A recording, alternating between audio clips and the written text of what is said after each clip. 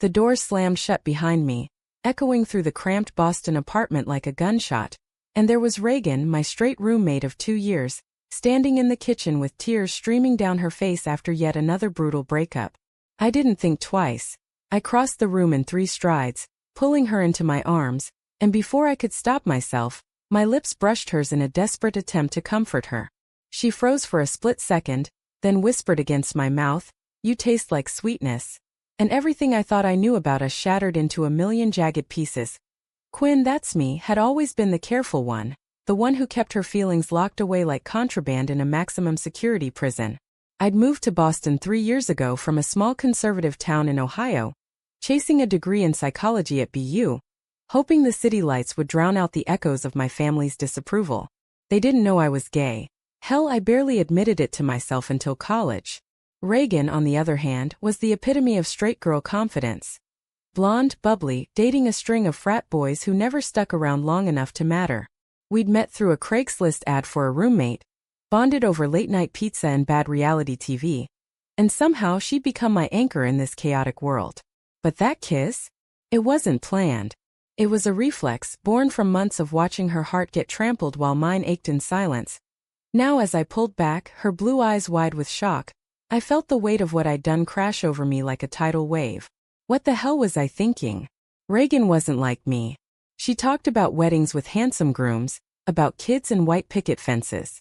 I was the outlier, the one who'd spent high school pretending to crush on boys to fit in, only to realize it was all a lie. My mind raced. Would she push me away? Call me a freak? Or worse, pretend it never happened and let the awkwardness fester until one of us moved out? Reagan stepped back, wiping her lips with the back of her hand, her cheeks flushed. Quinn. What was that? Her voice was a whisper, laced with confusion and something else. Curiosity? Betrayal? I couldn't tell. My heart pounded in my ears, drowning out the hum of the fridge. I wanted to apologize, to laugh it off as a joke, but the words stuck in my throat. Instead I muttered, "I'm sorry. You were upset and I don't know." She sank onto the stool at the kitchen island, her fingers twisting the hem of her sweater. "It's okay. I mean, it's not like, God, Quinn, are you?" She trailed off and I knew what she was asking. The question hung in the air, heavy and unspoken. I'd never come out to her outright, but there were hints. The way I avoided talking about dates, the queer books on my shelf, the subtle glances I'd steal when she wasn't looking. Now it was all laid bare. "Yeah," I said finally, my voice barely audible. "I am gay, lesbian, whatever label fits." The admission felt like ripping off a Band-Aid over a fresh wound, painful but necessary. Reagan nodded slowly, her expression unreadable. Part of me braced for rejection, for the same cold shoulder I'd gotten from my cousin when she found out. But Reagan surprised me. She reached out, squeezing my hand. "Okay. That's okay." Relief flooded through me, but it was short-lived. That night, as I lay in bed staring at the ceiling, my mind wouldn't shut off. What if this changed everything? Reagan was from a liberal family in New York, but even they had their limits. Her mom was always pushing her toward nice boys from good families. And me? I was the complication she didn't need. I thought about my own parents back home. Dad with his Bible study groups, Mom with her endless questions about when I'd bring home a boyfriend. If they knew about this kiss, about my feelings, they'd disown me in a heartbeat. The pressure built in my chest, a familiar vice of fear and shame. The next morning, Reagan acted like nothing happened. She made coffee, chatted about her classes. She was studying graphic design, and even suggested we grab brunch. I played along, but inside turmoil brewed. Every time our eyes met, I wondered if she was replaying that moment, questioning our friendship. Was I selfish for wanting more? For hoping that whisper meant something? As the days blurred into a week, the tension simmered beneath the surface. Reagan started spending more time out, claiming study groups or dates. One evening, she came home late, smelling of cheap beer and cologne. "Met this guy, Alex," she said casually, flopping onto the couch. "He's cute. Thinks I'm funny." My stomach twisted. Jealousy, sharp and unwelcome, clawed at me. Why him? Why not see what we could be? But I smiled, nodded, and buried the hurt deep down. That weekend, things escalated. Reagan's ex, the one who just dumped her, showed up at our door, flowers in hand, begging for another chance. I watched from the hallway as she let him in, their voices rising in argument. "You always do this," she yelled. "You cheat, you lie, and then you come crawling back." He grabbed her arm and something in me snapped. I stormed in, shoving him away. "Get out. Now." He laughed, sneering at me. "Who the hell are you?" "Her bodyguard."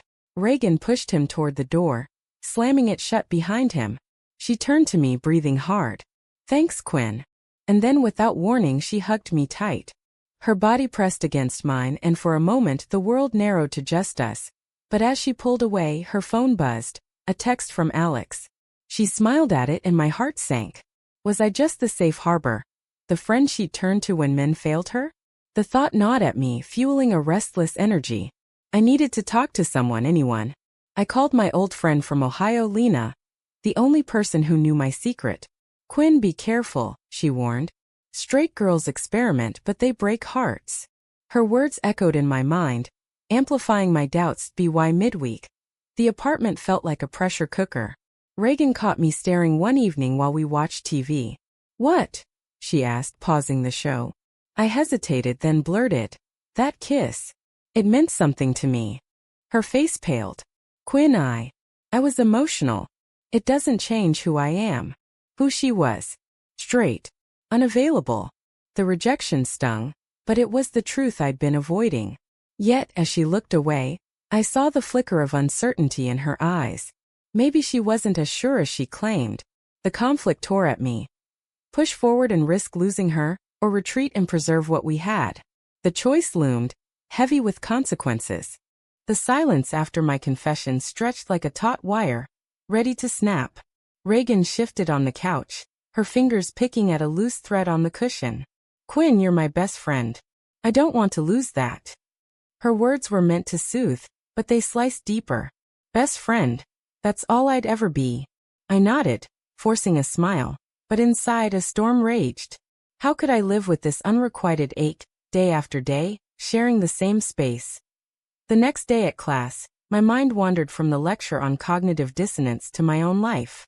Here I was preaching about internal conflicts in therapy sessions, yet drowning in my own. Reagan's family was coming for a visit that weekend, her parents and younger sister. She'd mentioned it casually, but now it felt like a ticking bomb. What if they sensed the tension? What if I slipped up and revealed too much? Back home, Reagan was in full prep mode, cleaning frantically. "Mom's a neat freak," she explained, vacuuming under the couch. I helped, but my thoughts spiraled. Her family was progressive on paper, voted blue, supported causes. But when it came to their daughter, would they accept something like this? Like us? The hypothetical us mocked me. There was no us at Reagan's mom. Elaine arrived first, hugging her daughter tightly. "You look tired, sweetie. That boy still giving you trouble?" Reagan laughed it off, introducing me as the best roommate ever. Elaine smiled warmly, but her eyes appraised me. Did she see it? The way I hovered a bit too close? Dinner was at a nearby Italian place, and as we sat around the table, the conversation turned to Reagan's love life. "Any nice guys on the horizon?" her dad asked, winking. Reagan glanced at me before answering. "Maybe. There's Alex." My fork clattered against the plate. Alex again. The name burned like acid. I excused myself to the bathroom, splashing water on my face. Staring in the mirror, I whispered to my reflection, "Get a grip. She's not yours." But the jealousy festered, a poison seeping into my veins. That night, back at the apartment, Reagan's sister, Mia, crashed on the couch. She was 18, full of youthful energy, and cornered me in the kitchen while Reagan showered. "So you and my sister. You're close, huh?" Her tone was teasing but probing. I froze. "Yeah, friends." Mia smirked. "Friends who look at each other like that? Come on." Panic surged. If an 18-year-old could see it, who else? I confronted Reagan later, whispering in her room. "Your sister suspects something." She sighed, sitting on the bed. "Mia watches too much TV. It's nothing." But her avoidance spoke volumes. Was she ashamed? The thought hurt more than rejection. "Reagan, if you're embarrassed." "I'm not," she snapped, then softened. "I'm just confused. That kiss. It felt nice. But I'm straight. Aren't I? Her admission cracked something open in me. Hope dangerous and alluring. But with it came fear. What if we explored this, and she backed out? I'd be left broken. And her family, they'd never approve. Elaine had already mentioned setting Reagan up with a family friend's son. The pressure from society, from expectations, weighed heavy. The weekend dragged on, filled with outings and forced cheer. By Sunday, as her family left, Reagan hugged me goodbye in front of them. A platonic embrace that felt charged. Elaine pulled me aside. Take care of her, Quinn. She's got a good heart. I nodded, but guilt twisted inside. Was I taking care of her, or endangering her? Monday brought a new blow. Alex asked Reagan out officially, and she said yes.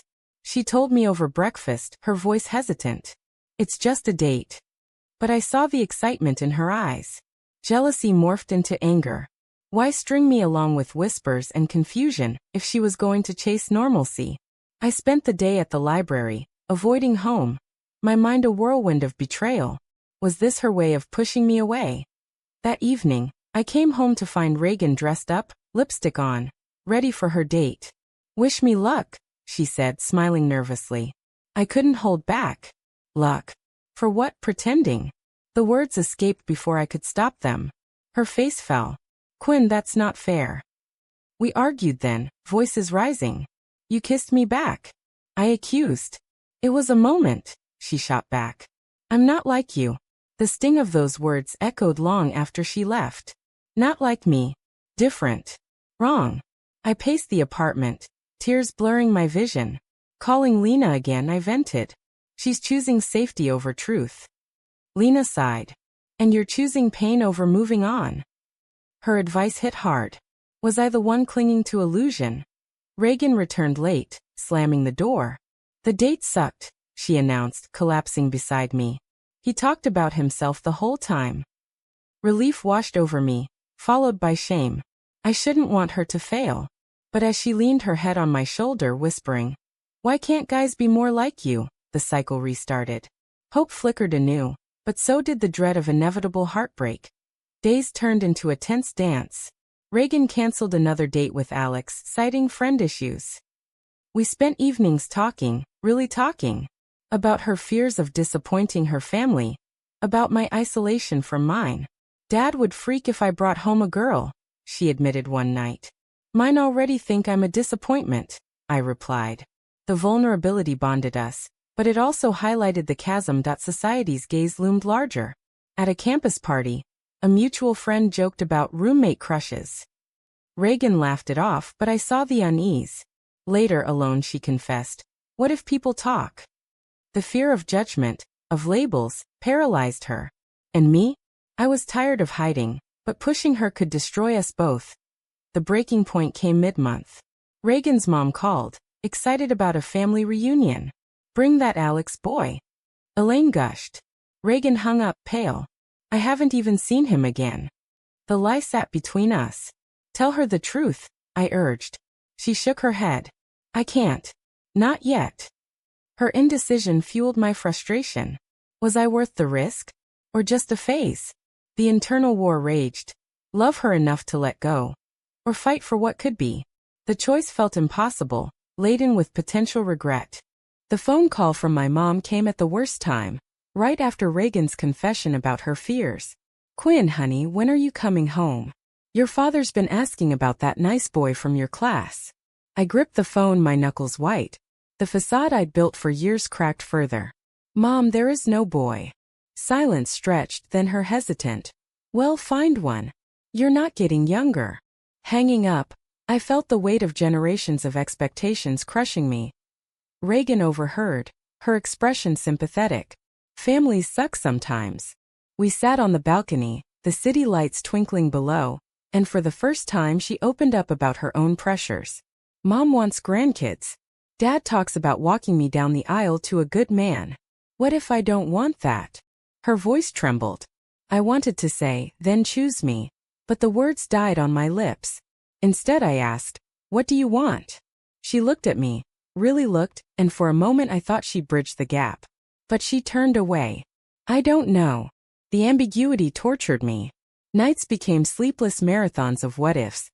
What if I confessed fully? What if she reciprocated, only to regret it? The moral dilemma gnawed. Was pursuing her ethical, knowing the fallout? A week later, the conflict spilled into the open. We were at a queer-friendly bar with friends, my attempt to show her my world. Reagan seemed intrigued at first, chatting with a lesbian couple. But when a girl flirted with me, jealousy flashed in her eyes. Back home she exploded. You were all over her. I laughed bitterly. I wasn't. But even if I was, why do you care? You're straight, remember? The argument escalated, dredging up buried hurts. You act like you want me, then pull away. I yelled. It's cruel. Tears streamed down her face. I'm scared, Quinn. Scared of losing my family, my identity. What if this is wrong? Wrong. The word echoed my deepest fears. Planted by society, by religion, by doubt. We ended up in each other's arms, not kissing, just holding, the embrace of fragile truce. But truces don't last. Reagan started seeing Alex again, sporadically, as if testing waters. Each time it felt like a betrayal. It's just coffee, she'd say, but her guilt was palpable. I withdrew, spending time with Lena via video calls. You're enabling her denial, Lena said. Set boundaries. I tried, but every attempt circled back to us. The societal pressure amplified at a family event Reagan dragged me to, a cousin's wedding. Dressed up, we blended in, but whispers followed. Such pretty girls, when's your turn? Relatives asked Reagan. She smiled tightly, linking arms with me for support. During the reception, as couples danced, she pulled me onto the floor. Pretend, she whispered. But it didn't feel pretend. Our bodies moved in sync, her hand on my waist sending sparks. Later in the car, she admitted. That felt right. Hope surged, but reality crashed in. Her phone rang, Mom checking in. How was the wedding? Meet any cute guys? Reagan's face crumpled. Yeah, a few. The lie hung heavy. Back home I confronted her. You can't keep this up. She sobbed. I know. But choosing you means losing them. The ultimatum loomed unspoken. I thought about my own family. If I came out, would they cut me off? The financial aid, the emotional ties. Love versus security. The drama intensified when Alex showed up unannounced. Flowers in hand. Reagan, I miss you. She hesitated, glancing at me. In that moment I saw her waver. Alex, I can't, she said finally, shutting the door. Relief flooded me, but so did resentment. Why did it take his presence to decide? That night we talked until dawn. Reagan confessed her growing feelings. It's not just confusion. I like you, Quinn. More than friends. Joy mingled with terror. But as we hugged, her phone buzzed. A text from her sister. Mom suspects something. Be careful. The warning chilled us. Paranoia set in. Were we being watched? Judged?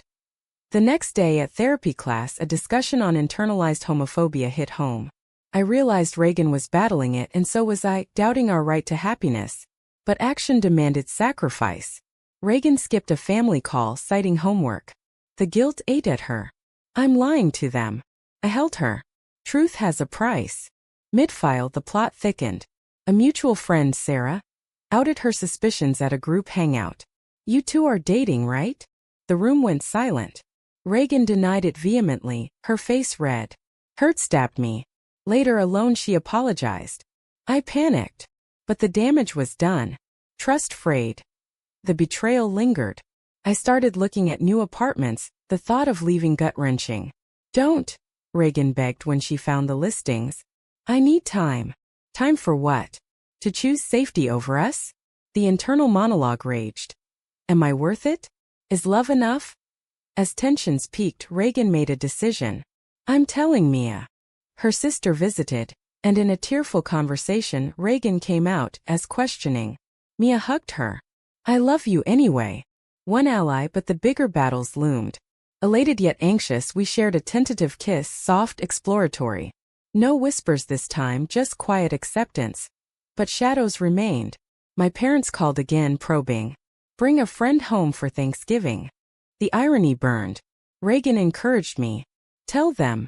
But fear held me back. The cycle of hiding perpetuated our pain. The doorbell rang like a death knell, and there was Elaine, bags in hand, beaming. Surprise. Thought I'd stay a few days.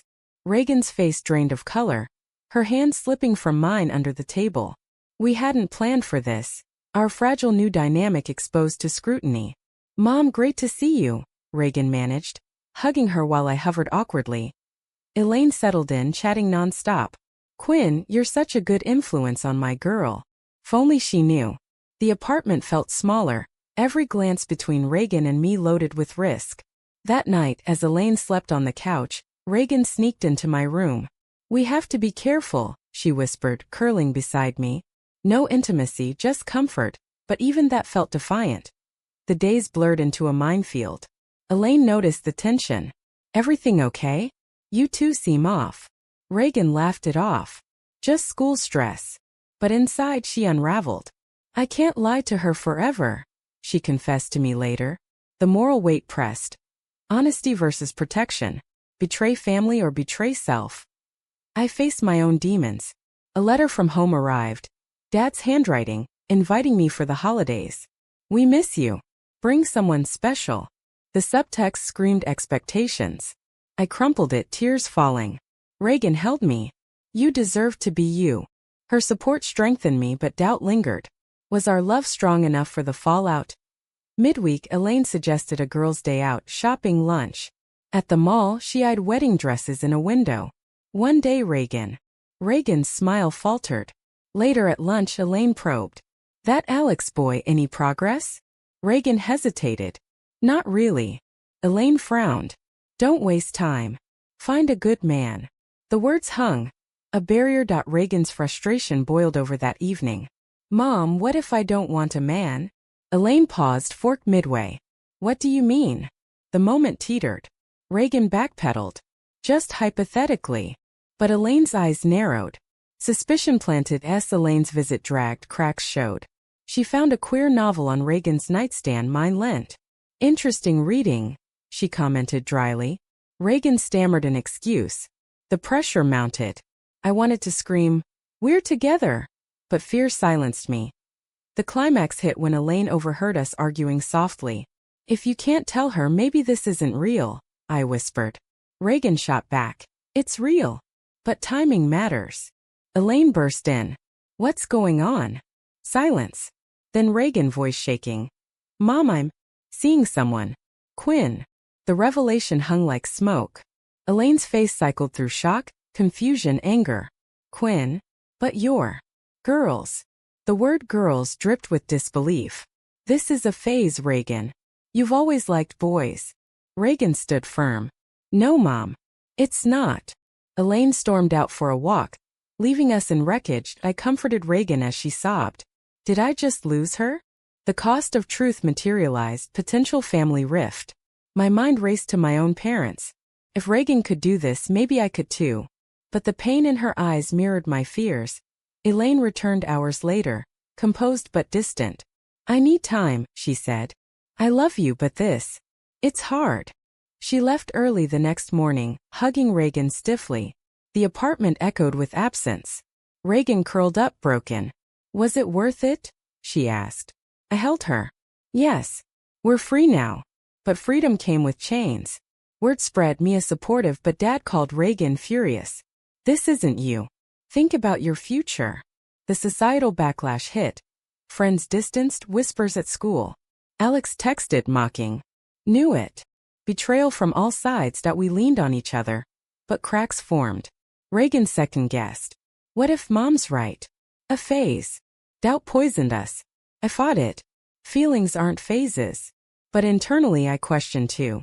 Was I pushing her into this? The drama peaked at Thanksgiving. Reagan invited me to her family's, but Elaine uninvited me. Not yet. Reagan refused to go without me. Then don't come, Elaine said. The standoff tore Reagan apart. She chose me, but guilt consumed her. I'm betraying them. I called my parents, heart pounding. I'm gay. And in love with my roommate. Silence, then Dad's roar. No daughter of mine. Mom cried. Disowned. The word echoed. Pain lanced through me, but also liberation. Reagan held me as I broke. We're in this together. Days blurred into healing. We navigated the wreckage, therapy, support groups. But mending took time. Reagan's dad softened slightly, calling to check in. Mine didn't. The imbalance strained us. Your family accepts you more, I said bitterly one night. Mine never will. She apologized, but resentment simmered. The file built to a turning point. A campus protest for LGBTQ rights drew us in. Standing together, chanting, we felt empowered. But a counter-protester yelled slurs, reminding us of the world's cruelty. Back home, Reagan proposed. Let's make this official. Girlfriends. Joy surged, but so did fear of more loss as the narrative wove tighter. We faced a final test. Reagan's job interview at a conservative firm. Should I hide us? She asked. The ethical dilemma.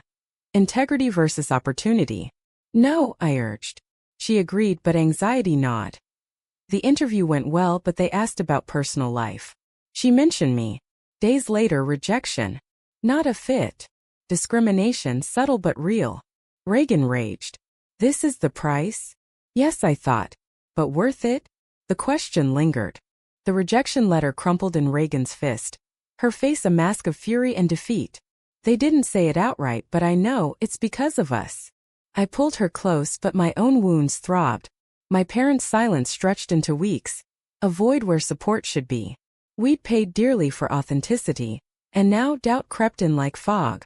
Was love enough to weather this storm? Reagan threw herself into job hunts, but each application felt tainted. What if I omit you? She mused one evening. The suggestion stung. Then you're hiding again. She nodded, but the temptation lingered. Our relationship, once a sanctuary, now bore the scars of external battles. Nights were filled with talks, deep raw dissections of our choices. I chose you over comfort, she said. But it hurts. Me too, I thought. The damage from family rifts festered. Mid-month, a breakthrough. Elaine called. I miss you, she admitted. I'm trying to understand. Reagan cried tears of relief. They met for coffee, tentative steps toward reconciliation. She asked about you, Reagan reported. Hope flickered. But my side remained dark. A letter from Mom arrived. We need time. Time. The same excuse. Anger boiled. Why was Reagan's family bending while mine shattered? The imbalance fueled arguments. You don't get it, I snapped one night. Your mom cares enough to try. Reagan recoiled. And mine doesn't erase the pain. We slept apart, the divide widening. Betrayal wasn't from outsiders anymore, it was internal. Had we rushed? The moral quandary haunted. Love shouldn't demand such sacrifice, yet it did. Society's claws dug deeper. At a party, old friends sidelined us. Didn't peg you for that, one said to Reagan. She defended us fiercely but later broke down. Am I losing who I was? No, I assured. Evolving. But doubt seeded. She reconnected with Alex platonically, seeking normalcy. Jealousy reared. He's safe, she explained. No judgment. The words cut. Was I the source of her turmoil? Therapy helped unpack it. You're both grieving losses, the counselor said. We worked on communication, but progress was slow. Reagan's dad visited. Awkward but accepting. As long as you're happy. I envied her. My isolation grew, pushing me to outreach groups. There, I met others with similar stories, disownment, resilience. It bolstered me, but highlighted our differences. The high drama crested when Reagan got another interview. This time she was upfront. Accepted. Joy erupted. See? Honesty pays. We celebrated, reconnecting physically, hugs, kisses, reaffirmation. But underlying tensions simmered. My job search stalled, resentment brewing. Your wins come easier, I muttered. Unfair but felt true. A pivotal moment. Christmas loomed. Reagan invited me to her family's. They want to meet you properly. Terror mixed with excitement. What if they rejected me? The flight to New York was tense. At dinner, Elaine hugged me. Welcome. Tears flowed. Acceptance, partial but real. Dad grumbled but stayed civil. Mia high-fived us. For the first time we felt seen. But back home my family's absence hit harder. I broke down. Why can't mine? Reagan held me. We'll be your family. Touching but not enough. The awakening dawned. Love requires equity. If hers healed while mine bled, imbalance would destroy us. Months passed, high trio building. Reagan thrived at work. I landed a counseling gig. We moved to a bigger place, symbolizing growth. But shadows persisted. A call from my cousin. Families talking. They're hurt. Hurt? I was devastated. I wrote a letter pouring out pain. No response. The finality sank in. The story wove to resolution. We attended Pride, hand in hand, defiant. But internal monologues revealed lingering scars. Reagan. I traded normalcy for truth. Worth it? Me. Love's price is steep but paid willingly. In a quiet moment, Reagan proposed deeper commitment. Let's build our life. I agreed, but with caveats. No more hiding. She nodded. The journey taught us. Choices define but consequences shape. The end came not with triumph but reflection. We'd navigated betrayal, sacrifice, awakening. But questions remained. As we lay together staring at the ceiling, I whispered, "Did we do the right thing?" She squeezed my hand. "I think so." Yet, in the quiet, the ultimate query lingered. Was sacrificing family bonds for personal truth a moral victory, or a selfish act?